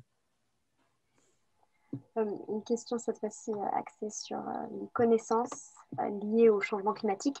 N'ont-elles vocation qu'à être intégrées en cours de physique, physique-chimie? Peut-être axer la réponse sur les cursus ingénieurs en particulier, et donc de formation en école d'ingénieur. Alors, moi, je suis très, très biaisé parce que je connais, donc effectivement, je suis plus orienté physique, chimie, etc. Mais la question, c'est si, justement, ce que j'ai essayé de voir aussi, c'est que, voilà, à mon avis, il y a une gestion du risque qui est pas purement, qui est science de l'ingénieur, je crois, qui n'est pas que la physique-chimie. Il y a après, justement, qu'est-ce qu'on fait? Oui, c'est lié à ça. Qu'est-ce qu'on fait dans la mesure où on ne connaît pas tout, hein, voilà, comment on se positionne par rapport à ça, à la fois en termes il y a la question de l'adaptation, il y a aussi la question de la prévention. L'adaptation, c'est je disais tout à l'heure, le climat va changer et comment on s'y adapte. Et si on ne s'y adapte pas, boum, il y a des fois où la punition est sévère. En termes de ceux qui travaillent plutôt ceux qui veulent travailler plutôt dans l'atténuation, c'est-à-dire faire en sorte que les émissions, que leur système de production ne mette pas trop de gaz à effet de serre, ou en tous les cas n'ait pas d'effet important. Il y a toute une logique à mettre en place qui existe, hein, mais qui nécessite voilà, d'avoir des compétences, ce que j'ai parlé tout à l'heure sur le forçage radiatif, etc., mais l'intégrer dans une vision complètement globale. Donc, oui, je pense qu'il y a. Moi, c'est très complet, trop peut-être. Mais du coup, moi, je vais dire les choses différemment. Je ne vois pas beaucoup de domaines disciplinaires qui n'aient pas une projection, j'allais dire, qui ne puisse pas se décliner vis-à-vis d'un des aspects du changement climatique. Après, c'est peut-être pas le central, mais disons, j'ai l'impression qu'il y a quand même beaucoup de choses, des questions d'anticipation, de rapport sciences-société. Alors, je suis même en sciences humaines, hein, il y a énormément de choses. On travaille beaucoup, alors ça, je ne suis pas compétent, mais on travaille beaucoup avec les gens de sciences humaines sur ces questions-là. Une autre question, peut-être qui peut paraître assez simple, mais qui finalement, on n'a pas souvent la réponse. On parle rarement de l'évolution du climat au-delà de 2100. Les projections s'arrêtent souvent à 2100. Alors pourquoi et qu'est-ce qu'on peut dire des projections qui iraient au-delà? Est-ce qu'il y en a d'ailleurs? Oui, alors il y a des projections qui vont au-delà. C'est vrai que pour typiquement, nous, même dans le précédent rapport, on allait à 2300 et là, il y a aussi 2500. C'est vrai qu'on n'allait pas beaucoup au-delà. Alors, il y a une vraie difficulté, c'est que quand vous voulez faire un climat, simuler un climat sur 500 ans ou 1000 ans, déjà, on fait toujours, il faut au moins que vous ayez un climat stable. Hein, on travaille en perturbation. Si on veut montrer que le climat varie, il faut déjà montrer que s'il ne se passe rien, il ne varie pas. Donc, c'est-à-dire que vous devez avoir un modèle qui est capable de simuler un climat stable sur 1000, 2000, 3000 ans. Donc ça, c'est des choses, et puis il faut pouvoir être capable de le faire tourner. On s'en sert les ressources calcul. Donc ça, c'est des choses maintenant qui se font, pas courantes, parce que voilà, mais on a des modèles maintenant qui ont une qualité suffisante. Nous, notre modèle, on a des simulations de 2000 ans, 3000 ans, et il ne dérive pas. Hein. Justement, il est stable, parce que si vous avez la moindre fuite d'eau, j'allais dire, dans votre programme, ou si vous êtes justement, vous avez un phénomène amplificateur dans un coin qui s'emballe, ben vous avez la glace qui s'envahit, etc. Donc vous partez dans des états d'équilibre. Donc, arriver ça, c'est déjà avoir un modèle stable qui simule 2000 ans de simulation. C'est des choses qu'on sait faire aujourd'hui qu'on ne savait pas faire il y a 15 ans. Donc oui, les projections. D'ailleurs, dans le prochain rapport, mais je ne veux pas montrer les courbes, mais il y en aura un certain nombre. Il y en a déjà quelques-unes dans le rapport précédent. Je pense que le niveau des mers, par exemple, quand on s'intéresse à ce genre de choses, il va au moins jusqu'en 2300, je dis ça de tête, peut-être 2005. Et dans le rapport prochain, il y a beaucoup de simulations sont faites sur 100 ans, à nouveau, mais il y a quelques simulations qui sont faites sur les premières périodes. Alors, deux questions peut-être pour finir. La première, tout à l'heure, tu as parlé de l'organisation, enfin de la structuration du GIEC, comment il fonctionnait. Une question sur donc le GIEC, depuis sa création, a pour mission de réfléchir dans le cadre de la croissance économique. Est-ce que déjà cela est juste? Et si c'est juste, est-ce que ça bride une partie des conclusions qui sont dans le rapport? Je pense qu'il y a l'aspect, mais c'est pas lié au GIEC, c'est lié au protocole de Rio, je pense, où il y a la notion de développement et pas de croissance, qui n'est pas tout à fait pareil. Et il faut que ce soit un développement, mais aussi la notion, je pense, d'équité aussi, ou des choses comme ça. Donc, je n'en jurerai pas. Hein. Après, ce qu'il faut voir, c'est que le GIEC, le rapport du GIEC, de ce point de vue-là, un GIEC, c'est complètement intergouvernemental. Donc, c'est les États qui passent commande d'un rapport. Donc, de ce point de vue-là, le contenu du rapport, lui, il est piloté, il faut être clair, par les États. Et je ne sais plus si je l'ai dit tout à l'heure ou pas, mais par exemple, jusqu'au 4e rapport, les scénarios n'incluaient pas, ça c'était demande des gouvernements, il fallait qu'on considère que des scénarios dans lesquels il n'y ait pas de politique énergétique, politique climatique, excusez-moi. D'accord ? C'est-à-dire que les scénarios, parce que pourquoi à l'époque c'était d'estimer quels sont les risques que si on ne prend pas d'action spécifique sur le climat, il y a un changement climatique important. Donc, effectivement, il fallait qu'on considère, que le GIEC considère des scénarios dans lesquels il n'y a pas de politique climatique. Alors, ça a changé, notamment avec la pression de l'Europe à partir du 5e rapport, et puis maintenant pour le 6e, etc. Donc, voilà, ça c'est un exemple, effectivement. Il y a considéré le géo-ingénierie, comme on a été mentionné, etc.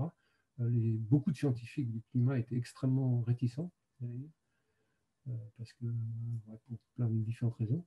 Et voilà, ça c'était un peu une commande explicite de dire inclure, dont voilà, de prendre en considération, c'est-à-dire, c'est pas nous, à nouveau, hein, c'est pas notre travail c'est d'évaluer les choses qui incluent des travaux scientifiques qui traitent aussi du géo-ingénierie. Donc les sujets qu'on traite sont effectivement, quand il y a une commande du rapport du GIEC, en fait, le bureau du GIEC fait une proposition aux États en disant de plan, schématiquement. Après, ça s'arrête là, hein. Le contenu, c'est pas. Mais par contre, les plans avec les thèmes à aborder relèvent de la des commandes gouvernementales. Ça, oui. Est-ce que tu pourrais nous parler de la notion de budget carbone restant pour rester sous les 1,5 degré ou sous les 2 degrés? Ouais.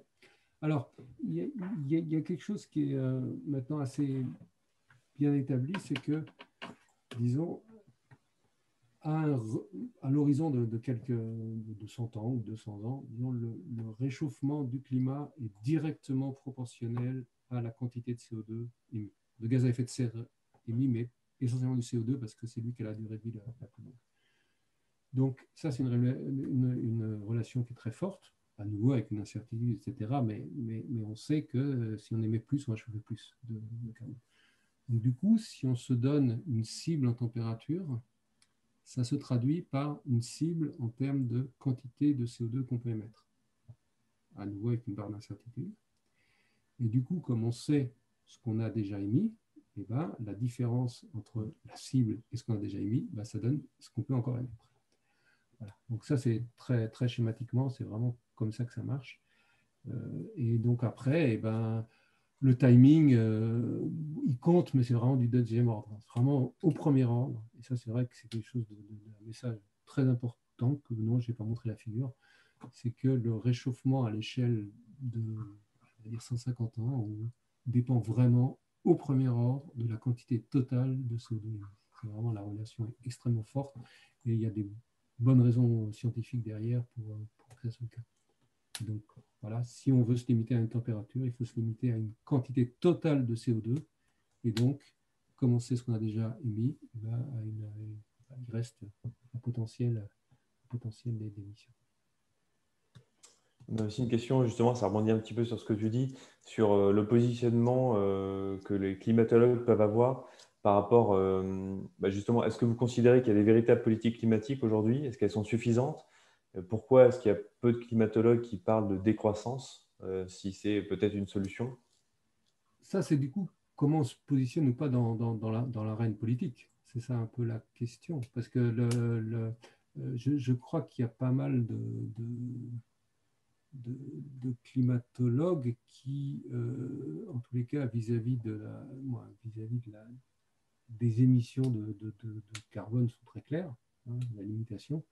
Après, j'ai dire la traduction politique, moi je connais des gens, c'est très variable. On a toute une variété je pense que des gens à titre individuel se positionnent très clairement sur ces questions-là, de décroissance ou autre.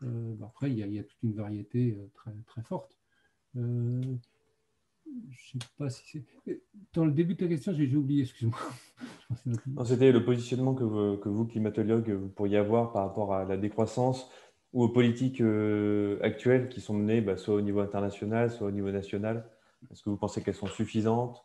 Est-ce que vous pensez que vous devez finalement vous impliquer en politique? Il y a aussi cette question finalement. Oui, alors ça, c'est en termes de communauté, je ne crois pas qu'il y ait de positionnement. Et je pense que voilà, on n'a pas forcément envie parce que disons, c'est assez. Ouais, ouais. J'allais dire, en tant que communauté, on a déjà les problèmes de climat à régler, au sens où. Non, mais je vais dire au sens où c'est important. Et moi, je sais que volontairement, quand je parle de climat, je ne parle pas de ces choses-là. Volontairement. Pourquoi? Parce que c'est un sujet qui est très compliqué et, disons, sur lequel il faut pouvoir s'exprimer en tant que spécialiste de la discipline.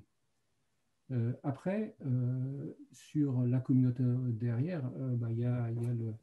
Alors, je ne sais plus comment il s'appelle, le groupe qui a été nommé et la commission, le comité, bref, les experts nommés auprès de. Sur où il y a Corinne Lequéré, etc. Bref, il y a des climatologues là-dedans qui expriment les choses et qui disent clairement que ça n'en fait pas assez. Hein. Donc, il y a un message qui est extrêmement fort là-dessus. Je ne me rappelle plus bref, j'ai le rapport là, parce que moi je suis fatigué.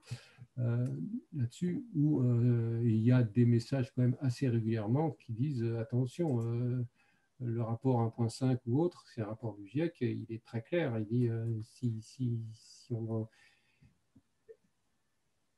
pour arriver à 1.5, comme vous le prétendez, il faut faire ça. Et aujourd'hui, on peut montrer que vous ne le faites pas. C'est des choses où c'est pas du moins. Il y a plein de rapports dans lesquels c'est écrit noir sur blanc. Pas que d'ailleurs des scientifiques. Hein. Si on regarde, il y a, je sais plus, c'est l'UNESCO ou autre justement qui fait un peu le bilan de ce que font les gouvernements par rapport aux cibles qui sont eux-mêmes fixées. On voit bien qu'on n'y est pas. Après, les gens, on s'engage peu, s'engage de la communauté en tant que telle, à part effectivement oui, il y a eu quand même, je pense, des pétitions, des choses, des lettres ouvertes signées là-dessus. Hein. Ça existe. Où voilà, on met l'alerte sur la quantité. Après, sur la traduction politique de ça, notamment en termes de décroissance, je pense pas que non, je suis même sûr que la communauté s'affiche pas derrière parce qu'il y a une variété de pensées assez forte. On entend plus souvent parler du fait que pour rester en dessous de l'augmentation moyenne de température de 1,5 degré, voire même des 2 degrés, c'est trop tard, qu'on va déjà dépasser cette limite-là. Est-ce que voilà, tu peux nous en dire peut-être plus là-dessus? Ouais, alors, le 1,5, ça commence à être compliqué. C'est sûr. En fait, ça l'était déjà quasiment au moment des accords de Paris. Le 2 degrés, non, mais c'est des engagements extrêmement forts. Donc, ça, vous êtes mieux placé que moi, j'allais dire, pour le savoir. Mais les trajectoires de scénarios où on veut rester sur les 2 degrés, c'est un changement radical de diminuer, contraindre, disons, se limiter à un réchauffement de 2 degrés, c'est un changement radical de tendance dans les émissions de CO2. Ça, on peut le dire en toute quiétude. Hein, c'est vraiment, ça fait comme ça, il faut que ça passe comme ça. Donc, c'est très radical. Donc, ça veut dire un changement radical de tout ce qui produit le CO2. Okay. La traduction sociétale de ça, c'est un champ très ouvert. Est-ce que c'est trop tard ou pas? J'en sais rien. J'espère que non. Moi, j'ai une position qui est, de ce point de vue-là, en tant que climatologue, de dire chaque demi-degré en moins compte. Hein, donc ça, c'est très clair aussi. Pour être, justement, c'est pas parce qu'il y a des gens qui disent c'est trop tard, allons-y. Non, non.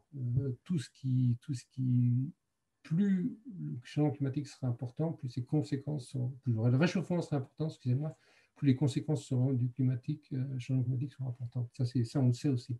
D'accord. Donc, c'est jamais trop tard dans l'absolu pour faire quelque chose. Et oui, il y a des cibles qui pourront peut-être plus être atteintes. Oui, ça c'est 1,5 degré, ça a commencé à devenir très très compliqué, c'est sûr. 2 degrés, il faut vraiment faire les choses, engager les choses très fortement. Mais j'aime pas le mot de c'est trop tard pour. Non, c'est jamais trop tard. Tout ce qu'on fait pour limiter l'émission des gaz à effet de serre a un effet bénéfique et limitera des conséquences de réchauffement climatique. Voilà. Et plus on les fait tôt, mieux c'est. Ça, c'est un message qui est pour moi, qui est très, très fort. Merci. Bah, écoute, on va prendre une dernière question plutôt technique à propos de l'inertie du système climatique. Quels sont les phénomènes finalement à l'origine de l'inertie qui fait que l'équilibre radiatif prend un certain temps pour être atteint? Et pourquoi est-ce qu'on n'est pas toujours à l'équilibre, pas en permanence? Quel est le rôle joué par l'océan également? Voilà, bah c'est essentiellement l'océan qui fait qu'on n'est pas à l'équilibre énergétique. L'atmosphère, les surfaces continentales, tout ça, bon, c'est quelques mois, années, disons, c'est des constantes de temps assez courtes, mais l'énorme inertie, c'est vraiment l'océan. L'océan, c'est en moyenne 4000 mètres d'eau. Donc, si vous faites CP, gros CP, etc., vous trouvez des choses énormes. Alors, nous, on fait des modèles, donc de ce point de vue-là, l'inertie de l'océan, c'est assez facile. Alors, ce qui est compliqué, c'est qu'il y a plein de circulation et tout qui complique les choses. Mais même en termes de masse, vous voyez, pour réchauffer un océan dans sa masse, c'est plusieurs centaines, plusieurs milliers d'années. Donc ça, c'est vraiment des choses qui sont, dire, du premier ordre. Après, au deuxième ordre, il y a toute la circulation qui complique. Mais au premier ordre, c'est vraiment ça. Donc, à partir du moment où vous avez quelque chose, la chaleur diffuse dans l'océan profond, et elle diffuse et elle est transportée par des courants, des plongées d'eau profondes, etc. Ben vous devez alimenter ce réservoir thermique, et donc ça crée forcément un déséquilibre aux constantes de temps qui peuvent se calculer. Si vous avez un déséquilibre du watt par mètre carré, si vous voulez chauffer un océan, 4000 mètres d'eau en chauffant de 1 watt par mètre carré en surface, typiquement, c'est les ordres de grandeur, vous voyez bien que chauffer 4000 mètres d'eau, ça prend du temps. C'est vraiment une image qu'il faut avoir en tête. Donc voilà, c'est la plus grande constante de temps. Après, il y a les calottes de glace, la fonte des calottes aussi, qui sont des échelles de temps plutôt, oui, pareil, très longues. Mais on espère, on évite de trop y toucher, on espère qu'elles ne vont pas trop bouger. Et à nouveau, c'est ce qui explique aussi les grandes constantes de temps du niveau des mers. Une partie des niveaux des mers, c'est le fond des glaciers et le fond des calottes. Et puis, une partie, c'est la dilatation de l'océan. Et ça, c'est une très grosse constante de temps parce que voilà, il faut que l'océan, la chaleur pénètre. Et bon, la dilatation, c'est pas du premier ordre. Puis il y a des non-linéarités. Bref, et ce réchauffement de la masse de l'océan entraîne sur les grandes constantes de temps, même si les calottes ne bougent pas, ce qui n'est pas évident, une grande constante de temps dans le niveau des mers. Merci beaucoup. Je pense qu'il est temps de conclure notre conférence. Déjà, merci beaucoup Jean-Louis pour ton aide. Je pense que ça va être apprécié, ça l'est déjà en tout cas de notre part. Voilà, je pense qu'on a surtout fait un focus sur les connaissances qui peuvent être intégrables certainement dans certains cours. Alors peut-être des cours dédiés, peut-être des cours de physique, chimie, mathématiques, statistiques, des fresques du climat ou d'autres dispositifs en tout cas. Enfin, on a commencé à voir le potentiel du sujet. Merci pour la réponse à toutes les questions et désolé pour toutes celles qu'on n'a pas pu prendre. Il y en avait quand même pas mal. Je pense qu'on a répondu à une majorité, même si on est loin du compte. Et je vous souhaite à tous une bonne soirée et à bientôt pour la prochaine audition.